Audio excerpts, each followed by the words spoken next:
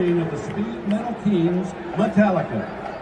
9 Grammy Awards and 14 nominations, 38 concert tours worldwide, 11 studio albums that span 4 decades, the Titans of Thrash remain the standard by which all other metal is measured. We begin with a 1984 classic from their second album, For Whom the Bell Tolls, followed by the 1992 tour anthem, Wherever I May Roam. And then, let's turn down the house and light up the stage with the Auburn University Marching Band and their show, Metallica.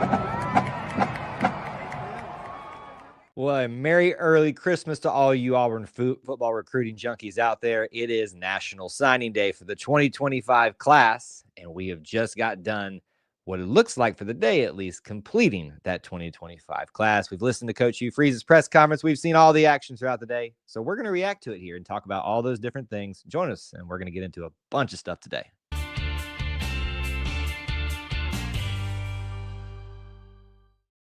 War Eagle, everybody, and welcome back to another edition of E2C Network Live, where we talk about the Auburn experience. What is the Auburn experience? We define it as a few things: Auburn sports, Auburn culture, Auburn family stuff. If you need me to put it into a finer point for you, if it's orange and blue, it's what we do. So thank you so much for joining us. And what we're going to do in this video and in this live stream, we're talking about the National Signing Day. Who committed, who signed, more with the appropriate term, to Auburn football for the 2025 class. We're certainly going to dive into all of the commits and all of the signees today. We're going to talk about the storylines. We're going to talk about what was discussed by Coach Hugh Freeze. And most certainly, this is a reaction show after all. So I am sure going to give you my interpretation of things. We'd love to hear some of your thoughts as well. So as you're coming into the stream, whether it's live on the replay, please do us a favor by making sure that you smash that like button.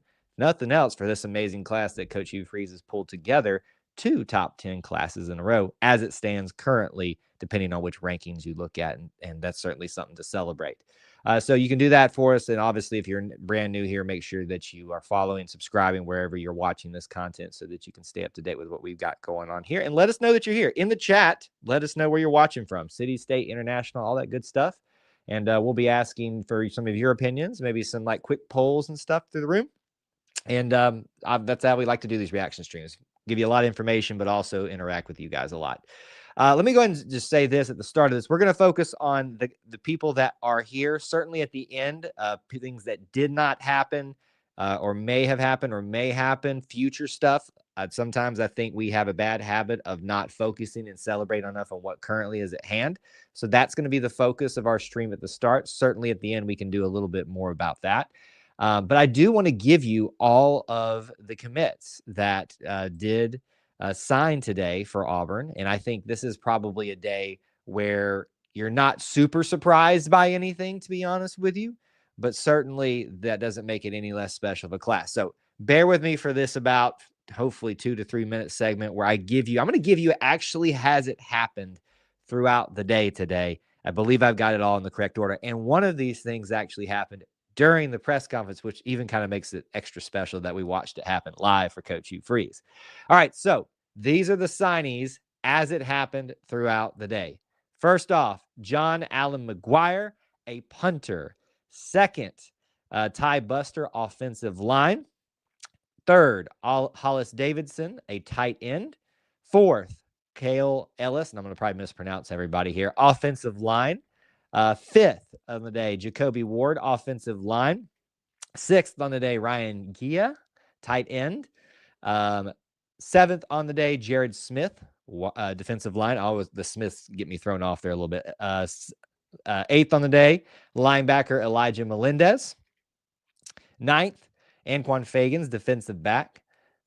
10th, Eric Winters, which is a defensive back as well. 11th, Malik Autry, somebody who's been with us for a long time in this class and stuck it out on the defensive line. 12th, the big one of the day, probably everybody was a little bit concerned about, but you didn't need to be worried. Deuce Knight, your quarterback for this class, is now locked in as the 12th guy on the day. 13th, Antonio Coleman, defensive lineman. 14th, we had Derek Smith, wide receiver. This is where I got a little out of order. Alvin Henderson at 15th, running back. 16th, Eric Smith, the brother of Derek Smith, wide receiver. 17th, Broderick Scholl from Oklahoma, offensive lineman for the Tigers at the 17th pickup of the day. 18th today, Jordan Crawford, who is a huge behemoth of a man from looking at him on his stream for his commitment today. And signing, I should say. Those are kind of interchangeable today. Defensive lineman. I keep thinking he's going to be an offensive lineman. Caleb Falk, brother of our very own Keldrick Falk, and the 19th pickup of the day and signee of the day. 20, Sam Turner, wide receiver. 21st, Blake Woodby, defensive back. 22nd, Bryce Diaz, or Dees, I believe is how you say that, linebacker. 23rd, we had Darian Smith, who was probably I wouldn't want to say surprise, but the only one that really wasn't locked in for the most part today coming in. It was speculated he would be on the defensive line. And then probably the great way to end the day, Donovan Starr, with some other defensive back commits out there that may have come into the fold but didn't, maybe gave him an opportunity to go look elsewhere. Obviously, that presented the opportunity for him to come here, maybe feel like he had a spot here. I don't know how that worked out. I think we're all assuming that's how it worked out. But during the press conference, Donovan Starr commits to the Tigers to be the 23rd on the day. Now, that is as of 4:41 Eastern time on December 4th for this class. That is what we know at this time. So I want to stress that. That could change at any moment. There could be more. Who knows? There is somebody in the class still that hasn't signed as far as I know. Some of you may be able to correct me on that if that hasn't changed, or has changed. But right now, everybody who is committed, aside from one, has signed. There were a couple of losses today. Some of those were expected. Some disappointments on people we thought we might be able to flip and didn't, but certainly we'll talk about those at the end. We're going to focus our first part of the show here today on who we have. So here is what I would love to know from you guys. Obviously, bring up topics, questions, comments. I can walk through it how I, think it makes sense to us, but I really want to focus on what you guys want to discuss. But what I would love in the chat to get things rolling, just go ahead and type this in for me. Just your one answer. How would you grade this class? Let's start with that. Let's do it on an A, B, C, D, F. If you're giving it a D or an F, you're going to have to really explain yourself to me. Probably a C as well. You're going to have to explain yourself to me.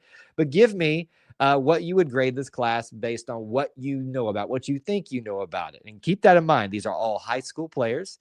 We don't know exactly how things are going to work out for them. More often than not, it's not the way that we think it might go for some of these guys. A lot of people surprise us. A lot of people surprise us the other way. But we'll see how it all works out there. We'll talk about portal stuff a little bit later on. Again, kind of like I said at the start of the show, we need to do a better job of focusing on what we have right now and what we're talking about. We'll focus on that in a little bit later. Offensive lineman, Robert wants to talk about a question mark here. So let's give Robert what he wants to talk about here. Now, Freeze was asked about pretty much every group, and I think he did a good job of covering it during his press conference. And I'm trying to pull up the notes that I had about all of them from him during that press conference, but they are escaping me at this point. We did pick up 4 guys. There was a 5th one in the class that flipped over to Florida, I believe, Tavares Dice. So he's no longer part of that class. Let's just go over to the actual list here and look at that. So you had 4 guys that were commits and signees today. Let's walk through them a little bit. And a lot of these were early on in the class. Broderick Scholl from Oklahoma. Coach Freeze talked a lot about him, how nice it was to get somebody who wasn't going to just be like a regional guy being from Oklahoma. Auburn doesn't go out there a whole lot, but considers him one of the more underrated offensive tackles, offensive linemen in the class. He's at 6, based on this side I'm looking at, 6 foot to 6'5.5", 275. Scrolling down a little bit more, you've got Ty Buster, who some consider to be an interior offensive lineman, 6'5", 260. Scrolling down, Cale Ellis, who actually reclassified. So, I hope everybody screams on TV broadcast that he's 17 years old as much as they do a certain other individual. Reclassified, 6'3", 3.5, 305, probably an interior offensive lineman. And then finally, Jacoby Ward, who Coach Freeze called a humongous human being.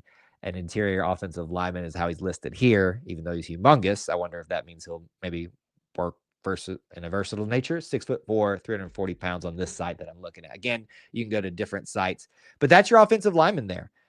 Is there a offensive lineman that you're most excited about from that group? Who do you think? To me, the biggest thing that sticks out is going out to Oklahoma and picking up Broderick Scholl. I really love looking at those type of things, regional storylines, and focusing on, of course, it's great to talk about us dominating in state and taking care of that. That's been a big topic and topic throughout this recruiting cycle today during the press conference as well. But to me, I love seeing us go out and reach our arm outside of Alabama, outside of our Florida and our Georgia, outside of the Southeast, and just stretching something out. That we did that in Oklahoma. We did that in Maryland with 3 guys this time, if I'm not mistaken. Maybe I'm even missing somebody, but 3 guys. They even made a graphic about it being a pipeline. So whether we're talking about whatever else, but what our conversation was about here in the offensive lineman, that's what sticks out to me the most, is having somebody who could have been a regional guy say, no, I connect with this group. I connect with this university. I connect with this family, and I want to be part of that. So that's a really cool thing in the offensive lineman. Let's see here. What else? B plus. Brian said, I thought offensive tackle was an absolute need. Got some of those guys and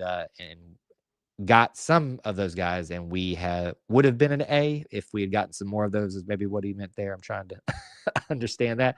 So I did ask you guys for some grades. So let's look at that a little bit and see what anybody responded. We got a B plus from Paul.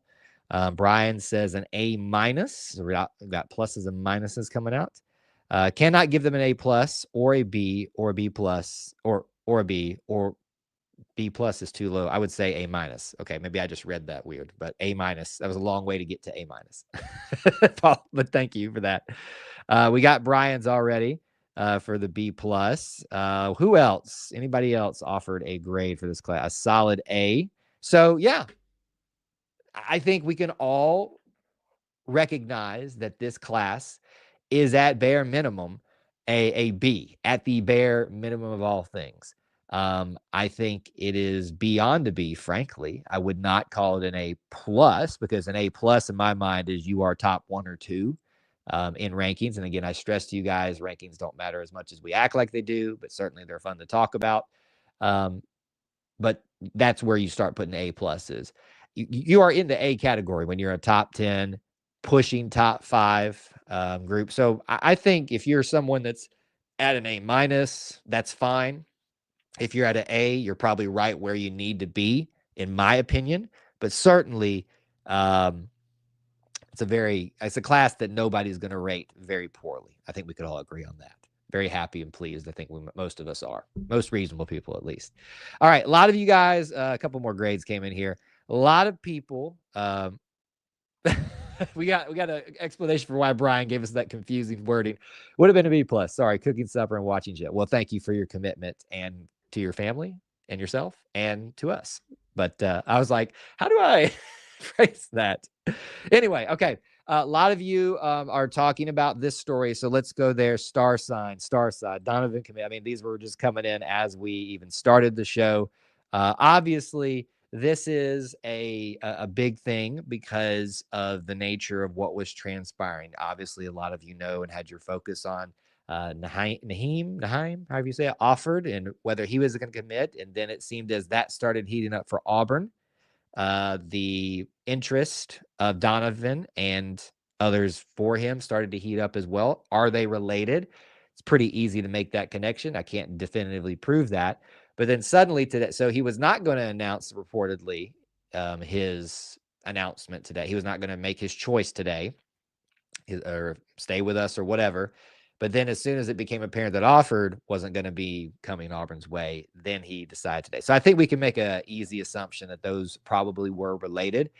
Certainly a guy that is very coveted out of Tennessee.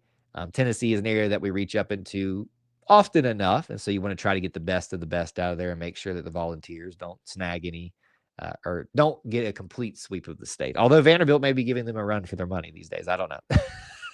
The way things are going. So we got a lot of excitement in the press conference too with him committing there. In fact, there was one moment where coach is answering another question, he's moving to another one, and then he's like looking over to the side, and you can see them like, oh, like I think we got it. I think he's like, I think that's a big one right there. I think that's like twice now that coach has been in the middle of his like game, and not game day, his commitment day, his signing day press conference, and something has happened as he's talking about it. So that was pretty fun to watch, and a big one because I think we needed a nice end cap to the day, because the day was not disappointing whatsoever in the fact that everybody that we were pretty sure about was going to stay committed. I think, you're worried about Deuce Knight in some regard. I think there was some trepidation about that, but there wasn't like that big exciting thing outside of retaining Deuce Knight. I think Donovan Starr is a nice way to end cap everything and put a nice bow on everything for the day. Not to say that it's done. There is still somebody that's not signed and that's already been committed in this class. I don't know if he has plans to be an early enrollee or not. I'm trying to find that information for you. It does say early enrollee, so I'm not sure what his status is right now. Let's see here. We're not going to be, taking shots at players and stuff like that. All right, guys. So let's, and I know they're not even our guys, but there's no need in that. We can keep it civil here. Let's see here. What else have we got to talk about from you guys' perspective here? Coach Crime Dog, Coach Wesley McGriff. He is known as a renowned recruiter and a good coach as well. But I think that's where he gets his name. And certainly he has done a good job of bringing people in the past. And looks like he and Coach Charles Kelly have done a great job again of bringing in some great defensive backs for us to replenish that group. That's still kind of replenishing itself after losing so many of this last year. And look at all the great talent that they already had. Let's see here. What else have we got from you guys' perspective here? I'm trying to make sure before I dive into some things that maybe I want to talk about that we hit some of y'all's. Let's see. Flappy says this was a great class. Everyone likes to on the freeze, but you cannot downplay how he recruits. Let's just hope he can re-recruit the current roster too. Certainly we'll talk about that in a little bit. If you care about rankings, and again, I always remind you that you should not obsess about them, and they should not be the end-all be-all, because they really don't mean jack diddly in the grand scheme of things, because it doesn't matter how many stars you come in with. It matters how many you leave with. There's no arguing that. But I think right now, if you look at the rankings, you're going to see Auburn on some of the major ones, right outside the top 5. 6 seems to be the one that kind of sits us there. And I think that's probably why that Donovan Starr commitment is huge. It'll help retain us there for now, given how things may or may not change for the rest of the time while people make their decisions that are still out there. Who knows what other shenanigans are out there? Signing day always brings fun stuff, and can be a little bit confounding at times too. But right now, sitting at 6th overall. Let's see here. Last year's D-line class, along with this year's class, has an opportunity to be a 2017-2019 good. Ooh, I like that sound of that. Well, let's take a look at it. So again, I think you have to kind of think about what you consider a defensive lineman, because those areas are a little bit gray. An edge rusher, are they, they're not really a defensive end. They're not really a linebacker. But let's look at some of the ones that we brought in today's. The surprise of the day, not really a surprise, but it was the one that wasn't committed as of today. Darian Smith, at the end of the day, does commit. 6'2", 260 pounds. Let's keep rolling through and look at some of these other ones we're going to get to here. Jordan Crawford, who is just a large human being. 6'1", 330 pounds, out of Birmingham, Parker High School. A lot of people were hoping, because he was connected to Oxford, that they would come together.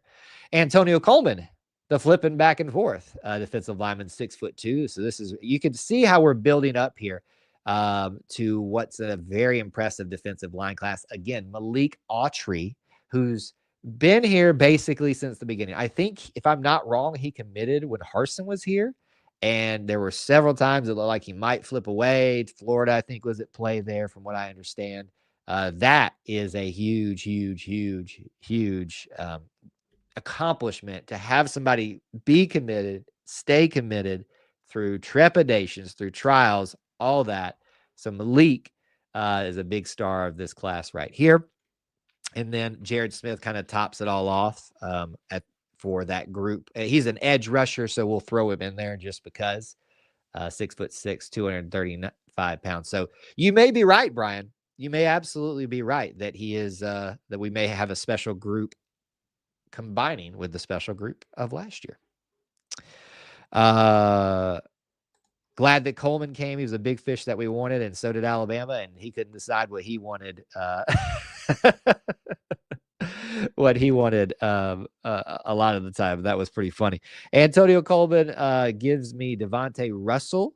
You mean is that right? No, Dontavius Russell vibe. Is that who you mean, or am I thinking of someone different? Who in accolades wasn't as popular like Brown or Marlin, but was very good.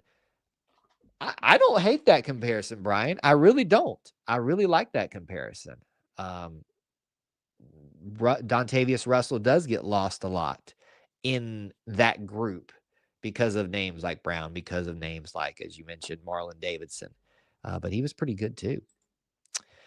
Jordan Crawford will be the one. He is different. Laqueta says.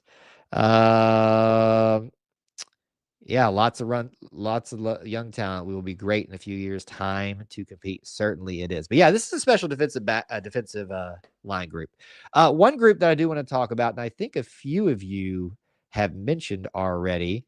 Trying to see, maybe I missed it earlier or something like that. Falk is one of them in that.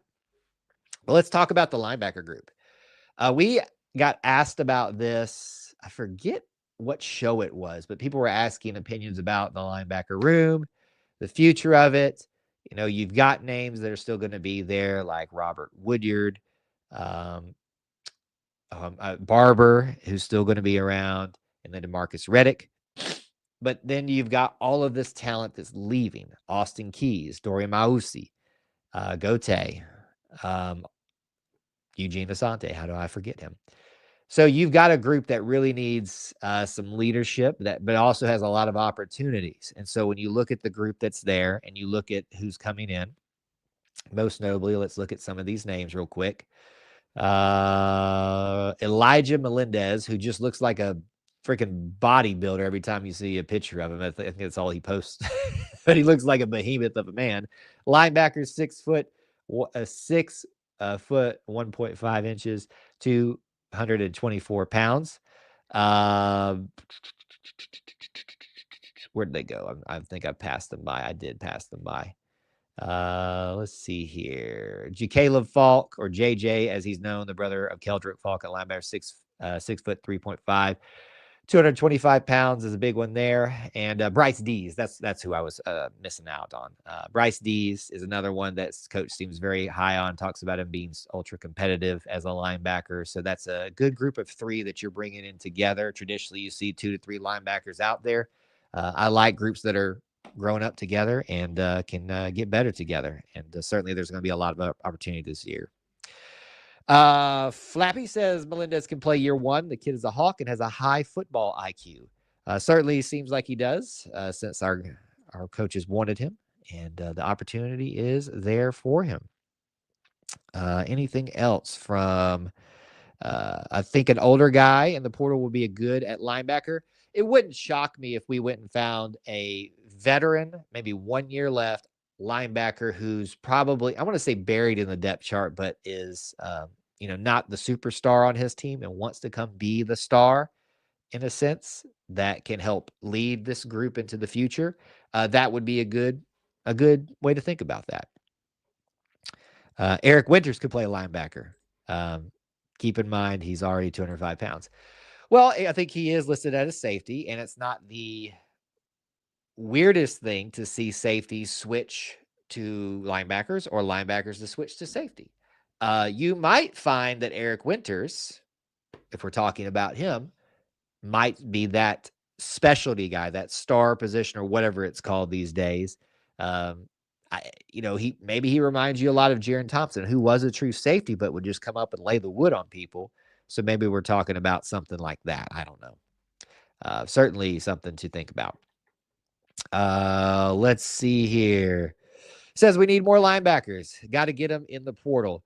I'll disagree a little bit. I don't think it's like necessarily you have to have get them, but you've got one right now. I think maybe another one is probably going to make you a lot more comfortable with the room. We made it this year with 3 primary running backs, and so I think as long as you have 3, you're going to be sitting pretty good. Damari, Jeremiah Cobb, now Alvin Henderson. So it wouldn't shock me to see another one brought in the transfer portal, or maybe there's someone out there sitting that still wants an opportunity to play for the Tigers, and so we could see that. All right, what other groups? What other groups would you like to discuss? Haven't we dove into some more detail about? Are there individuals that we haven't talked about yet? We've already been doing this 25 minutes. I mean, folks, time's going to fly. There's a ton that we could talk about in this, but I want to mainly focus on what you want to talk about this class. We will discuss some future stuff towards the end here, but if there's a group, an individual that you want to give a shout out about, certainly do that. I guess we should do this. We haven't really spent a whole lot of time on this.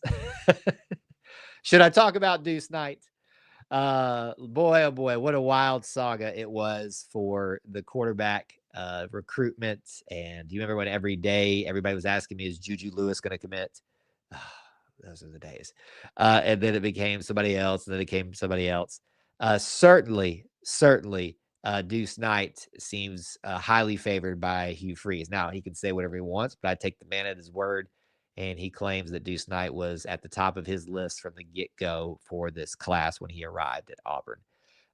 He even kind of opened up and said that he felt like he had dropped the ball in that relationship that they were being built, that they were trying to build with him, but was able to reestablish that. It's been quite a battle with some people spending way too much time. Let me just say this to you right now in the camera. If you're going to players' profiles to see and analyze what their picture is or isn't, what their profile does or doesn't say, or what is it, you're obsessing way too much about this stuff. Like, trust me, I've been there before too, but you come to this side of the rationale about that. It's been pretty wild. Obviously, Ole Miss was a factor in this. He's from Mississippi. And I think it's very important to note that the correlation between one Deuce Knight and one Jason Campbell. 5 stars, depending on where you look at that. Out of Mississippi, quarterbacks, the last ones of that characterization was Jason Campbell. This one's coming to Auburn. Will it work out that way? I don't know.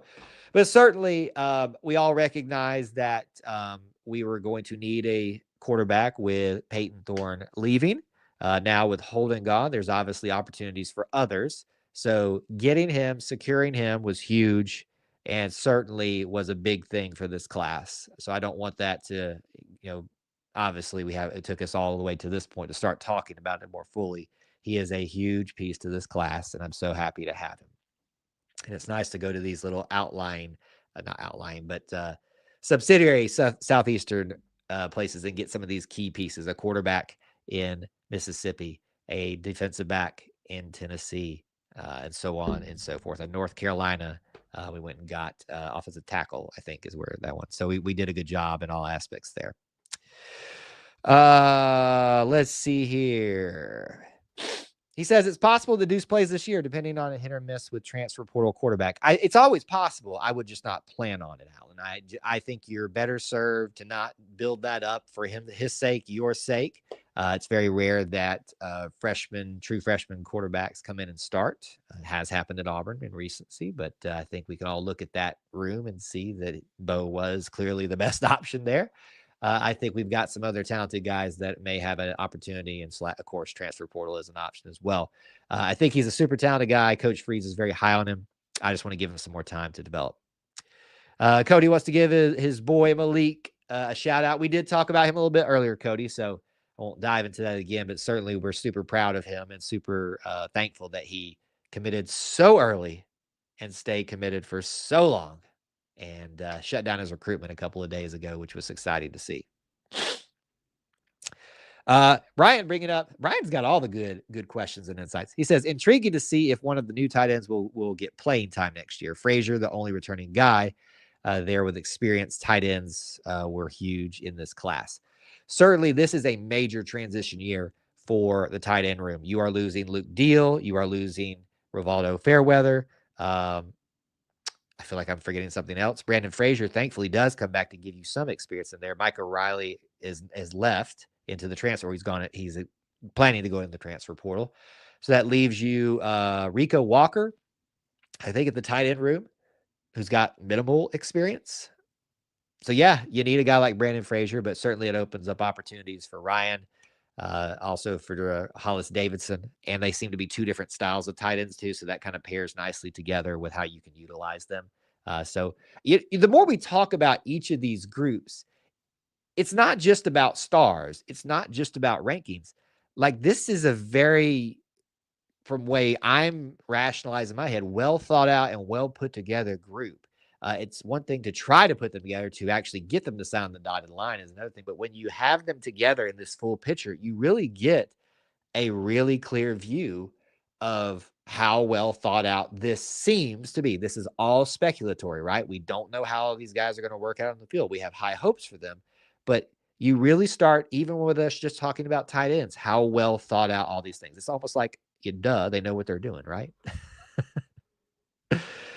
Yes, we are going to have to hear from our boy Thomas on a future live stream. Remember, folks, no Auburn family night tonight because I need a break, and we'll have a basketball game post-game show tonight, but we'll be back in the saddle with that next Wednesday. So we'll get his discussion about that then. All right. Any other thoughts, questions, comments about any of our current group of this class that we haven't spent some time talking about? Just looking back through to see if there's anything we haven't touched on that you guys were talking about. We have talked about quarterbacks. We talked about running backs, tight ends. We have talked about offensive linemen. We have talked about linebackers, a little bit of defensive backs, and a little bit. If there's anybody that sticks out to you from this defensive back group, let me know. In the meantime, let me say something about the wide receivers. Obviously, a much smaller class, and last year was the big splash, right? The Freeze 4 and all that, which was fun. Don't sleep on this class because you need to continue to stack them and stack them and stack them. Because it's great if you have Cam Coleman's and Perry Thompson's and Malcolm Simmons and Bryce Canes, but if you have nothing after them, what good was it? You just left yourself a big gaping hole. So obviously, you got to like pulling in Eric Smith. I love the family tie with, I said Derek Smith and now Eric Smith. That is going to get so confusing, by the way. That's so cool. One is a little bit different, and then the other a little bit more height for Eric, I believe. So that kind of gives them a different skill set in my mind. And then you couple that with a guy like Sam Turner. So it's another really well thought out group that they're putting together to supplement the guys that are going to still be here, because you're losing a lot at wide receiver this year too, behind your Cam Coleman's, behind your Perry Thompson's, behind whoever else that's going to be still here at the wide receiver position. So you got to like this group a whole lot, no matter which way you slice it. Let's see here. Brian says, in my opinion, this was a complete class outside of tackles. We hit at every position. I don't really see anything to get upset about from the offensive line perspective either, but I think your point still stands. It's a very well put together, a very complete class. Can you go over running backs again? Cody, there's not really anything to go over on running backs. Super excited about Alvin and his future. I mean, he's the only one in the class. There's not really much to talk about. And he's been committed for a while. Cool to have him flip over from Penn State. He's had a very interesting recruitment, but also like perspectives on him. People kind of doubt him because of the level, quote unquote, that he plays at. But then he rocks out at that, breaks records, all that kind of stuff. So there's that. Brian says the punter was probably the biggest signing, considering our backup is hitting the portal, a gem, possibly starter. Well, he better be a starter because our guy's gone. Certainly, John Allen McGuire. You like to get in-state guys for that. We really do need to make sure that we're hitting in all facets in the special teams area, the way some of those things have gone this year. It's going to be painful to not have the wonder from down under, but hope John's ready to take over that role, because there is a big gaping hole there that we need to fill. And it's just going to be weird to not have an Aussie kicker out there. We've had Aaron Sippis, we had him. It's just weird. It feels kind of wrong not to have an Aussie kicker, but we're happy to have John Allen McGuire. Defensive backs, and then I think we'll start to kind of wind down here a little bit. So continue to get your comments, questions, and topics about this class and that we haven't talked about, or future stuff about portal stuff, things that are in relation to this that you were wanting to discuss. We can start focused on that a little bit to end out our time here. Anquan Fagans is probably your biggest one at safety, and then Eric Winters is safety as well. Somebody mentioned earlier that they think Winters could even play linebacker. We'll see. But I kind of like having them paired up together at the safety position. Scrolling down and looking, you got Blake Woodby at cornerback, Donovan Starr at cornerback as well. Those pair nicely together. And I think that may be all of them, if I'm not mistaken. Just checking. Devin Williams is the only one in this class that hasn't signed yet. Says on this site that he's an early enrollee, so don't know what's going on there. But 2 cornerbacks, 2 safeties, pretty complete group, right? And they all seem to be pretty high caliber and very highly coveted group. So yet another group that we're pretty super excited about. And I know a lot of you have said that you're probably only a little bit slightly disappointed about the offensive line. I think that's just the nature of who we lost, who was committed coming into the day. Let's see here. What else do we got going on here? We don't talk about Sam Turner a lot, but good pickup at wide receiver. I think it's hard. People, they focus on stars, right? And he doesn't have all the stars and accolades to go with that. Derek Smith is your guy that takes the cake there. It's cool to also talk about Eric Smith because he's his brother. So he's going to get lost a little bit in that. But those are the guys that come in with a chip on their shoulder and want to prove people that they should have been paying attention to them. So I kind of like that. Jacob says, felt a good class, but felt a letdown with a few big pieces going elsewhere that we had hopes for. Hopefully we have a better record next year to give some momentum to push over the edge for some of those bigger pieces. I don't think certainly success and failure plays a factor in it. I really don't think that played a factor into some of those pieces that you're talking about. I think it's just opportunities. Do you want to be the guy? That's just my opinion. Don't have to agree with it, but certainly I can understand why maybe you didn't feel like it was a complete day, but it sure feels like it from over here. Okay, a lot of other future talk about stuff, transfer portal. We can do that here. Let me give you some reminders as we start to wind down our time together. What do we have coming up next here at E2C Network? Well, we got a lot of good stuff, and you're going to miss out on it if you're not subscribed or following. So what's up next? Tonight, Auburn versus Duke in Cameron Indoor. I so wish I was there for this. I'm so excited about this game. We might lose, but I'm going to enjoy the heck out of it because this is the stuff that my little Auburn basketball love and heart has dreamed of. I have been waiting for this matchup. This non-conference season can't get any better, folks. So join us tonight, post-game. It'll be a late one. We're going to have a great time no matter what, talking about the game and the matchup in this historic matchup. We'll also have a post-game show for Richmond coming up on Sunday as well, and our Auburn Experience podcast live recording for episode 105. So that's what we got. Scheduled live streams, more video, more content, more social media stuff throughout the week. Follow, subscribe, be part of our little family within the Auburn family. Can you tell I'm hyped up? Do I sound a little bit nasally? Sorry if I do. I just realized I sound a little bit nasally too. Okay. To round out our conversation, certainly if you have any other comments about players from this class that you want to talk about specifically and keep it just about them, we can do that still. But I know a lot of you have been itching from the very get-go.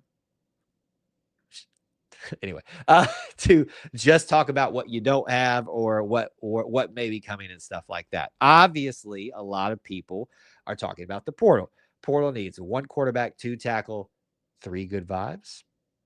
Interesting.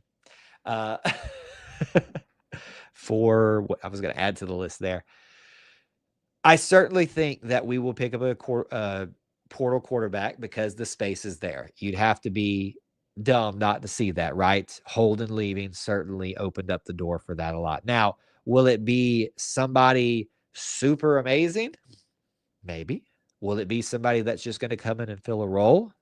Also a high possibility too. Hugh likes to work with his young guys, and he may want to go with one of those young guys, a Walker, a Hank, a Deuce. I think you're probably more likely to see the former two than the latter, but certainly that's on the table.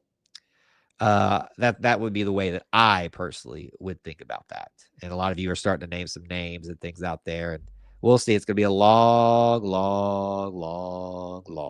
off season. No, and I said this a little bit earlier, Brian. I don't think that Deuce will come in and take the starting job right away. Nothing about that has nothing to do with a reflection of his talent level and how excited I am to have him. I just think it's less likely than it is likely. What else? What else do you guys have thoughts about the future, about the transfer portal? Some people are asking about kicker and, will Alex McPherson be back? I hope so. I mean, he's having some real big health issues, and I hope he gets it figured out, man, because I really hope so. A lot of people are asking questions about who's staying, all that stuff. Nobody knows. And I don't mean this to sound rude, but people ask these questions all the time, and nobody's going to be able to tell you except them. So I wouldn't fret about it too much. It'll happen if it's going to happen. Let's see here. With 2 QBs leaving, that opens up a lot of NIL money to throw at a transfer portal quarterback, which can help us improve. It certainly is an option, and it certainly can happen. The question is that's what best for the team? Because just because it's a transfer portal quarterback doesn't mean it's guaranteed success. But certainly, if you find the right one, as Thomas has just pointed out, the space and the money space is likely available. And think about it this way. So you lost out on Offer today. You lost Dice, who flipped away from you. You lost Shamar or no.